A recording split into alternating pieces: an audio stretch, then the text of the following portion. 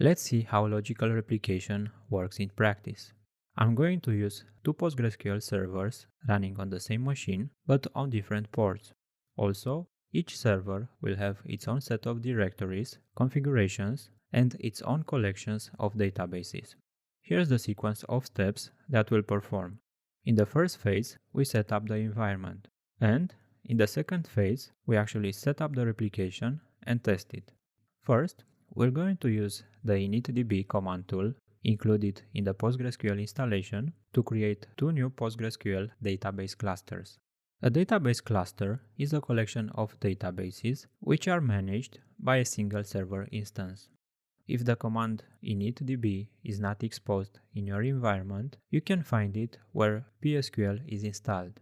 For this, we can use which PSQL to identify the location where PostgreSQL keeps all executable files. In my case, under user/local/bin.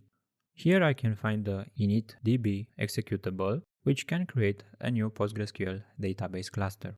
First, I'm going to build a database cluster for the publisher, initdb -d, and then specify a directory where the files will be stored. It doesn't necessarily need to exist. Creating a new cluster consists in creating the directories in which the database will live, generating the system tables, and also creating the default database called Postgres. Then we build another database cluster for the subscriber, initdb -d subscription_db. Before we start the instances, both publication and subscription, we need to change some parameters in the PostgreSQL configuration file.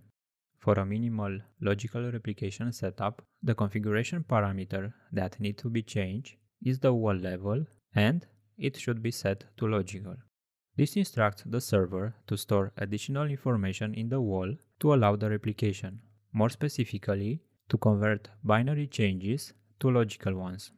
To edit the configuration file, I'm going to use the nano tool. So, nano, and then the full name of the file, temp/publication_db/postgresql.config. Here, I'm going to search for the wall level using Ctrl and W.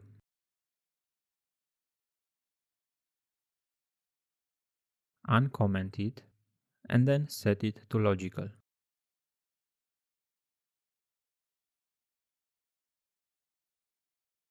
Also, we need to change the port that the server listens so that we could run two Postgres instances on the same machine. I will set it to 5433. To save the file, we use Ctrl and X, and then yes, and return.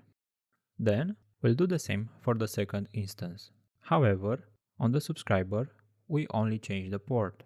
We don't have to set the wall level here unless we want to make this a publisher for another subscriber down the line.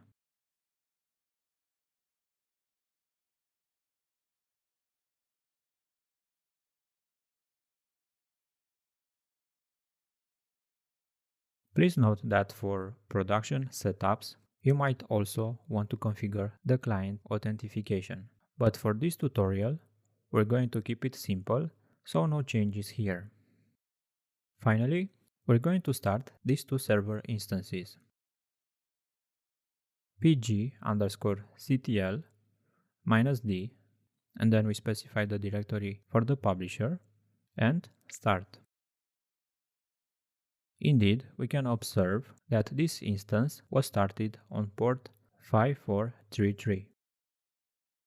And to start the subscriber, pg_ctl and the directory for the subscriber.